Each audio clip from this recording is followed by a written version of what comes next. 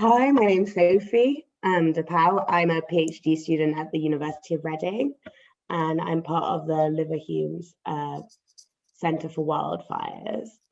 And I'm particularly interested in looking at slash and burn agriculture, which I prefer to use the term swidden to refer to, and looking at global constructions of swidden agriculture and then local experiences and how the two compare to one another and interact.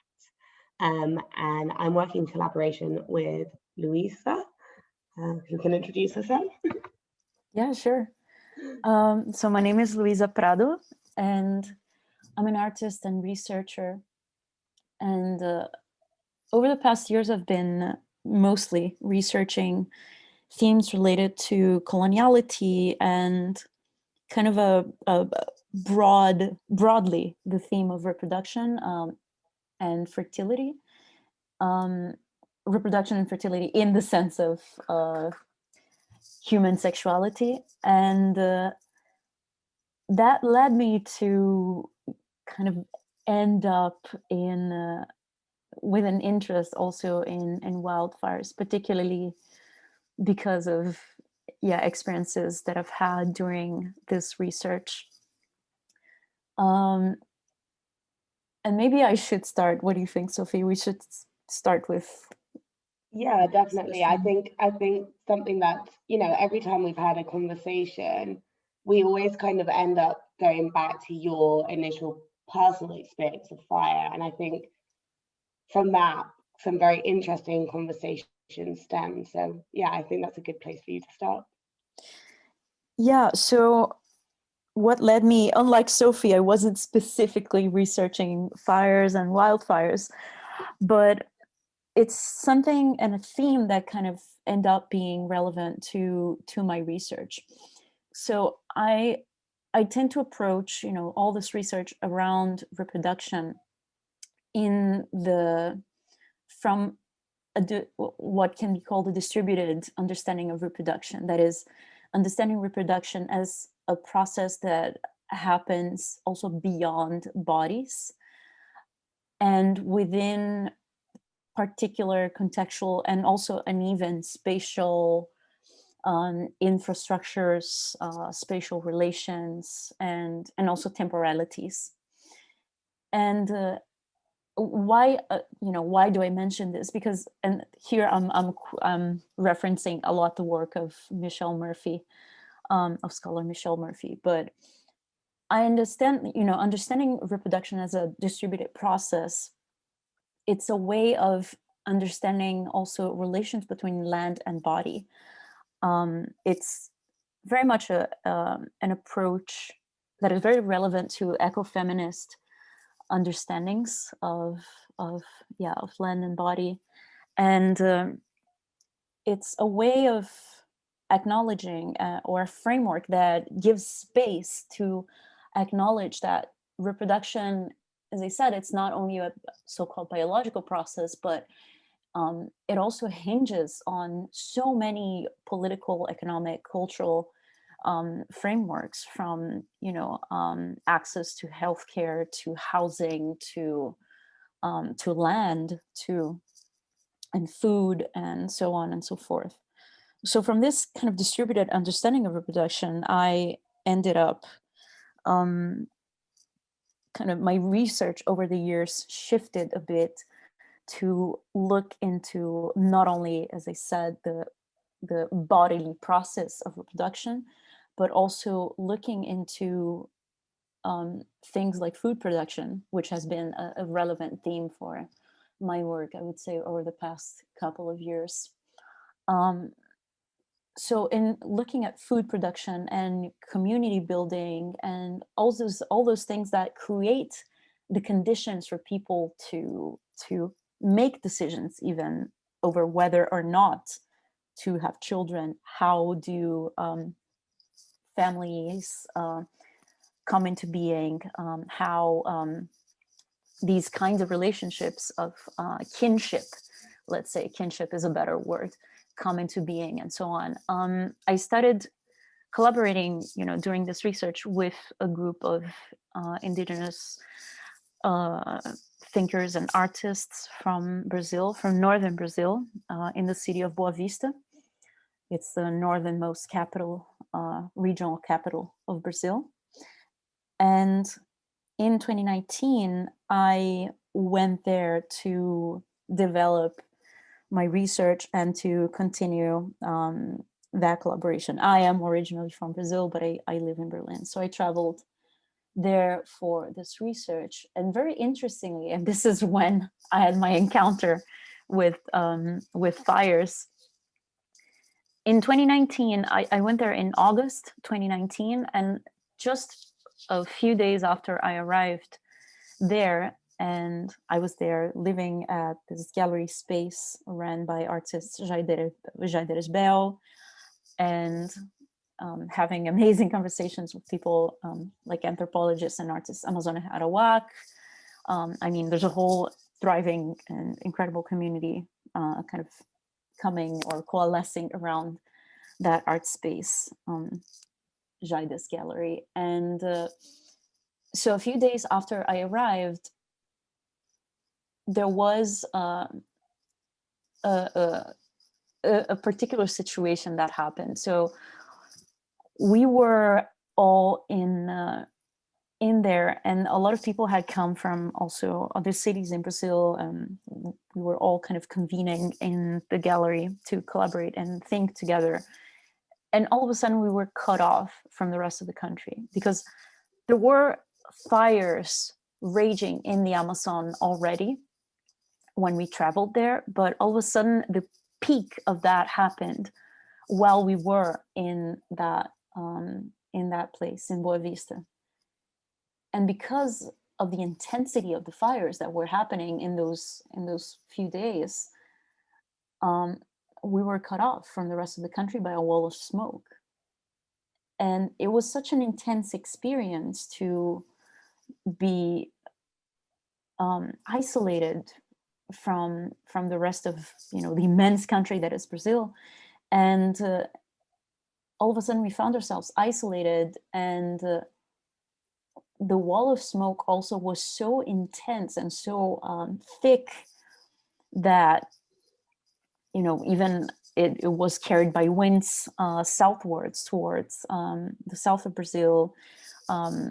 One day we were there and we started getting messages from friends who lived in the city of São Paulo, the largest city in the country, saying, oh my God, it started raining black in the city. And that was because the smoke and the dust and everything generated by the fires was carried southwards by these winds, and because of that, day became night all of a sudden in São Paulo, and it started raining black rain. And it was such a weird moment to be there and to be having all those conversations that we were having with people whose communities and whose livelihoods had been directly affected by the colonial project of, Brazil is a nation state conceived in the sense of a Western idea of the nation state, right? So it is ultimately the project of Brazil as a nation state is a colonial project. And in 2019, that was the first year of the Bolsonaro government. And because of his position, because of his policies, these wildfires, perhaps not so wild, but these fires had picked up so much. So yeah, that's kind of the background. And yeah, it was very intense to feel cut off from the rest of the country. And there were some also personal experiences from people who were there with us. Like one of the people that was there with us, her grandmother died while we were there, and she couldn't even go say goodbye because we were cut off there. We were isolated, and the airspace was closed. We couldn't get in or out. Nobody could get in and out or out. So it was a very intense moment.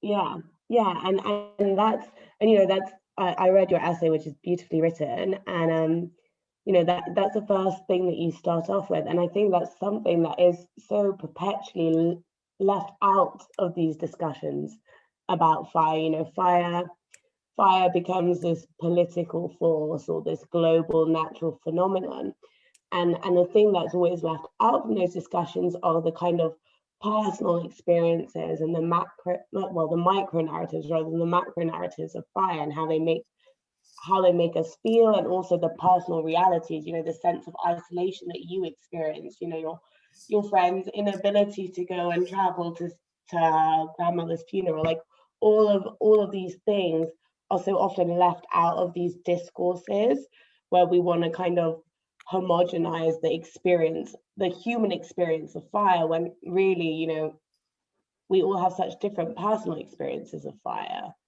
And yeah, and I think that's another thing that's really interesting about you and I's research, is that, you know, you're looking at as fire being weaponized against people, in the sense that, you know, these not so wildfires, as you put it, have been used to kind of make people landless and further marginalize Indigenous people.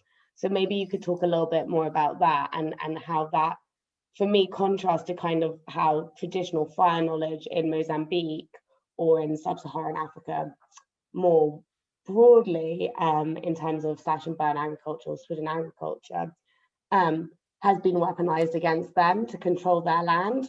So in one instance, there's fire being used against the people, and then in the other instance, there's traditional fire use being used against people, if that makes sense. So yeah, I think it would be great if you could kind of share your perspective on that.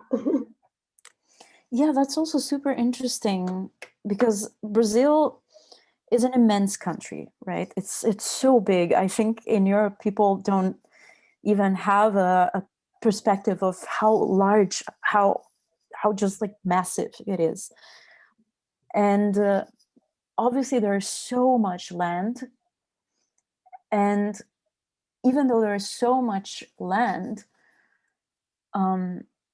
it's also a country where the ownership and control over land is extremely concentrated, because of course of the colonial history of the country. You have a country where an elite of European descendants have historically been owners of land, and you know, the old plantations within a system like that, with very little social mobility. And again, you know, it's the project of a nation that we have in Brazil is ultimately a colonial project. So it is a project that is meant to maintain those hierarchies, right? So the old plantations then become farms owned by large companies whose owners, you know, are very often the descendants of the old plantation owners.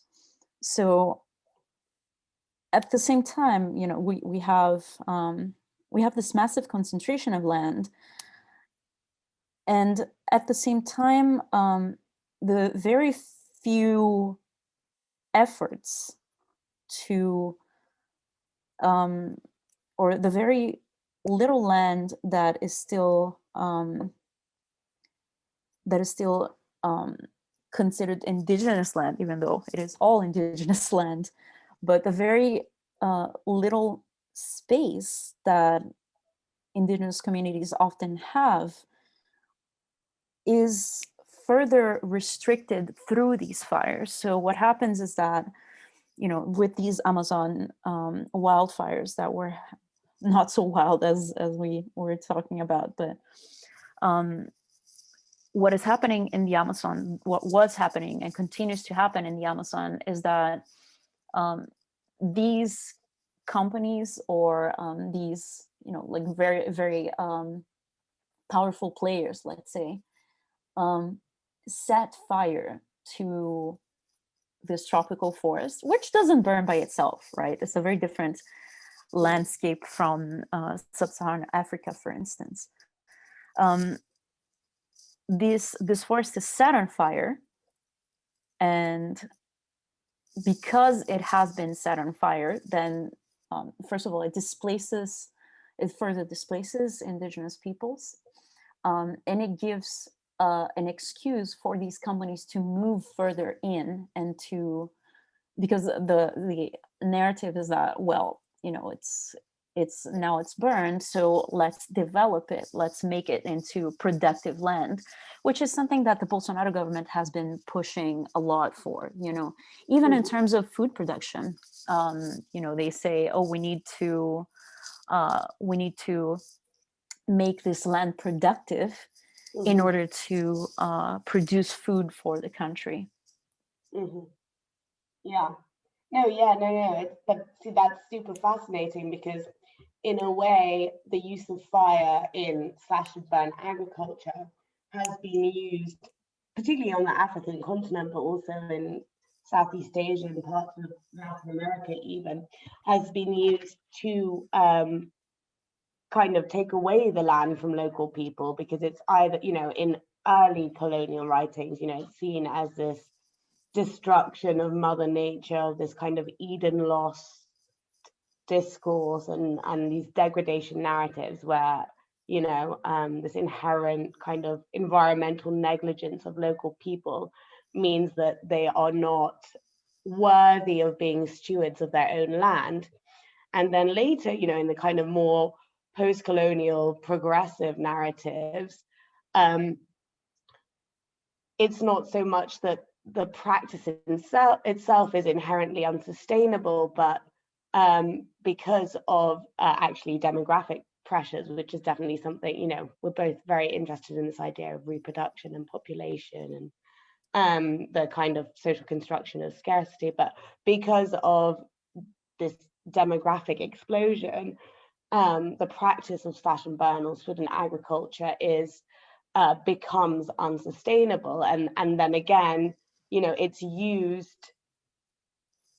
The practice is used to be like, to justify kind of interventions to abate the practice of swidden agriculture, and once more kind of remove agency over the land. So for me, it's really interesting, because fire is physically being used in Brazil to open up that landscape and make it accessible for kind of development by non-indigenous people. Whereas in Africa, like it's kind of been the reverse. It's been that they've been using these practices as a means to remove those usufruct rights from local people. And I just think that it's so fascinating that and again, at the end of the day, these are social problems, but they're rooted to the environmental, like the physical properties of those environments, because in Brazil, you're dealing with a rainforest that needs to be opened up for exploitation, whereas obviously, well, what I'm looking at, it's an open woodland kind of savanna landscape, so it doesn't need that same kind of opening up, but it was misinterpreted, whether on purpose or not, that's another entire kind of debate that we can have, but misinterpreted as it once was a rainforest, and we need to, prevent any further degradation, because they kind of interpreted, like these, what you get in savannas is these small group clusters of trees. They interpreted that as forest remnants, but actually that's just the kind of biophysical nature of the savanna. So it's so interesting to me that you can have the same players and the same elements, but when you put it in a different setting, the narrative is completely transformed and changed, but the outcome remains very, very similar. And something that you mentioned now just like also reminded me of something. So of course, the Amazon region is enormous, right? And it spans a large portion of South America. And of course, we hear about the Amazon as this tropical forest, but indeed it is because it's so large, the Amazon basin itself is a very diverse environment. It's a very diverse landscape. And specifically around Boa Vista, where it was, the name for the landscape that we have there is Lavrado. And the Lavrado is kind of a tropical savanna climate. And now that you mentioned this, I was just reminded, and it wasn't really the region of the state of Roraima where Boa Vista is, it wasn't really there that was burning. It was more south. So it was in really the tropical rainforest part of the Amazon. And I think that's also very relevant. You know, now that you mentioned this, I remembered also this detail that, yeah, it wasn't even the tropical savanna part of the Amazon basin that was burning. It was actually the part that is like an actual tropical forest. Right, and I think that's so interesting, is like these representations of environments, you know, like this, like something that is perpetually reproduced, particularly in a colonial narrative, is this idea of a pristine tropical rainforest. And I think that's an image that we all know, you know, it's something that's really, and it's so easy to kind of, yeah, homogenize the environment in that way and minimize our understanding of the environment. And, you know, a lot of my colleagues work in Guyana, and in this savanna landscape that is actually fire adapted, or at least fire resilient. But, you know, because you're still talking about the Amazon, it's so easy to put once more this narrative of destructive, kind of almost state-sponsored wildfires, when in fact the reality on the ground there is definitely a far more indigenous and judicial use of fire. Well, at least from my discussions with those people. But it's so interesting that popular understandings of wildfire and slash and burn agriculture and the manipulation of our environment with fire are seen as a monolith, when actually there's such a pluriverse of understandings around fire and the uses of fire for environmental purposes, I suppose. And yeah, and like you said, they all intersect with so many kind of political aspects and biophysical realities, and then also, you know, cultural, you know, aspects. We were discussing how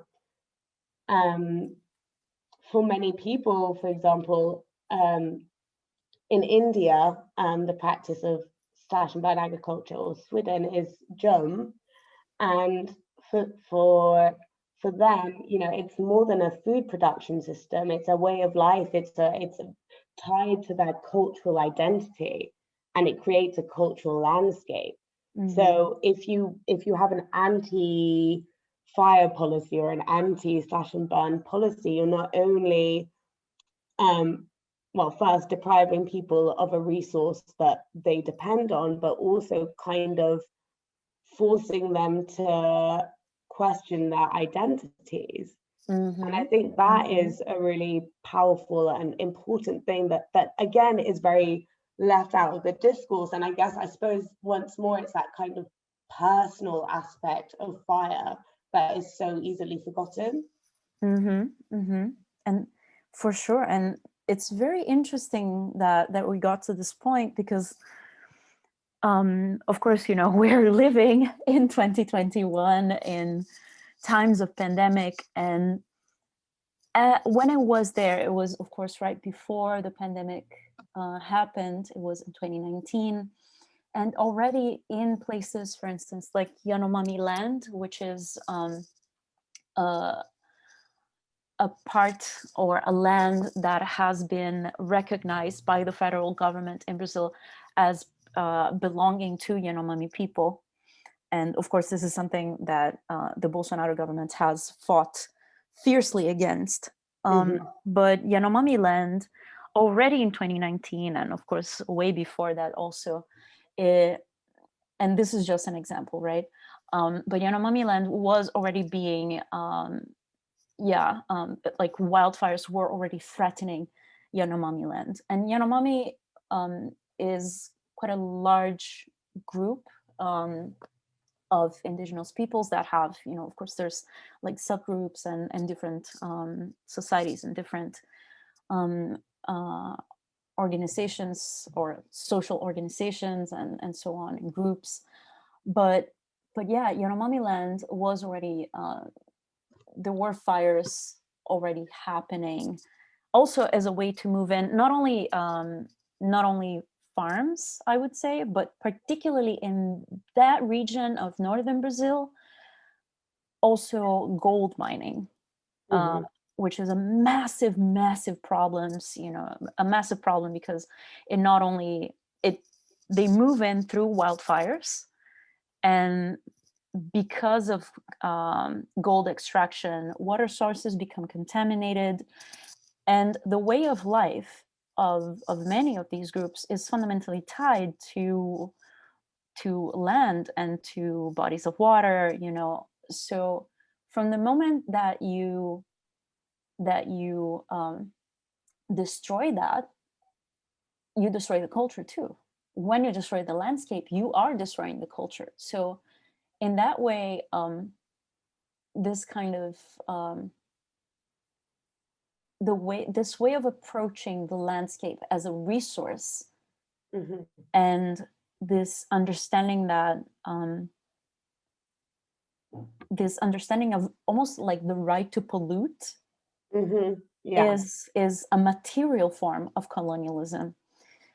And not only that, and I mentioned all of this in relation to the pandemic and to all these things, because also with the pandemic, with these wildfires and this invasion of indigenous land, or this further invasion of indigenous land, this has also brought the virus to these communities. So this, all of, when we think about, the idea of wild and the like wildfire, the word wildfire for me invokes a lot an idea of something out of control.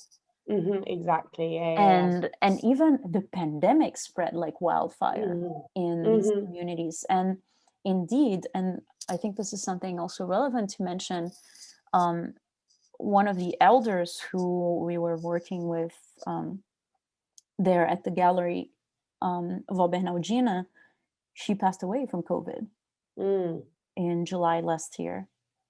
Like many, many people, it's been truly a disaster. And there's no way of also separating these wildfires to the spread of COVID in these communities. Yeah. So it is, it is a material manifestation of colonialism that persists,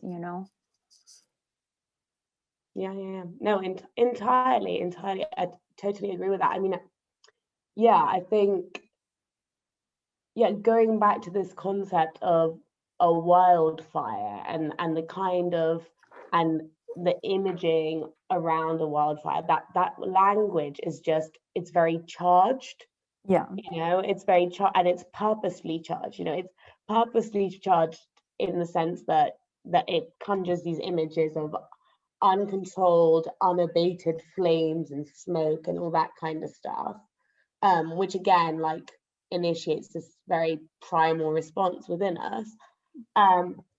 But what, like, one of the things that we discussed previously is, like, what do we even mean by wildfire? Because obviously in the Amazon, these fires are being purposefully set by people to open up the land. And likewise in swidden agriculture, the fire is used as a means of first clearing the land, but also fertilizing it. So these are purposeful fires, but then when they get out of control, that's when they become wild, which seems somewhat ridiculous to me. And then if we're going to make the argument that these fires that are set by humans are not wildfires, well, that's equally kind of a fallacy, because humans have co-evolved alongside fire. So for me, yeah, like the term wildfire in itself needs to be a little bit more contested or critiqued, or we need to be more critical towards its use, because I think it's a term that's been weaponized and manipulated, and in a way is a social construct, if I'm completely honest. Like, what makes a wildfire compared to a normal fire? Yeah, yeah. And to me, it's super interesting that, you know, we're dealing with these themes around fire, but we're talking or we're engaging with completely different contexts, right? So using the same word, you know, in theory, using the same word, like wildfires, it's not exactly the same thing that we're Yeah, observing and researching. exactly. And yeah, it's so interesting. It's this idea that fire is always a threat. You know, something I read again and again for my study site. You know, they list the threats to the National Reserve that I'm going to be working in, and you know, there's always poaching and then fire. So fire is always seen as a threat, which for me is so fundamentally ironic, because there are a lot of theories, and obviously they have been somewhat contested, but that our use of fire and our ability to use fire to cook meat is what has enabled us to evolve as humans. It's like we're framing this thing always to suit our needs. And yeah, and again, and then that goes back to how fire is framed in the colonial narrative, or how fire has been used by the colonial powers in Brazil, and then how traditional fire is framed by colonial powers in sub-Saharan Africa. And yeah, like it's just, I think it's so interesting when we have these conversations about fire and wildfire, and it's like, what do we mean by it, and who gets to determine what is the correct meaning or usage of that vocabulary? Yeah, yeah. And I think that And I connects think it's very, to, sorry. yeah. I was just gonna say, I think that connects to what you said, that this is a pluriverse, right? And I love that you use that word specifically. Yeah, exactly. So I mean, I think we have, like, these conversations are so interesting because we just come from different backgrounds, both kind of epistemologically, I suppose, but also, yeah, like the physical realities of fire have somewhat shaped our understanding of fire, and it's so important to share these perspectives, because it all adds to creating a counter narrative against these monolithic representations of wildfires or slash and burn agriculture, or the use of fire for environmental manipulation, which I think is what the discourse about wildfires is really missing. Nuance, I suppose. Yeah. Okay. I think That's such a, I think there's so many themes that we can continue exploring during this residency. I'm quite excited. Yeah, There's so many different openings. there's just so much to cover. Yeah.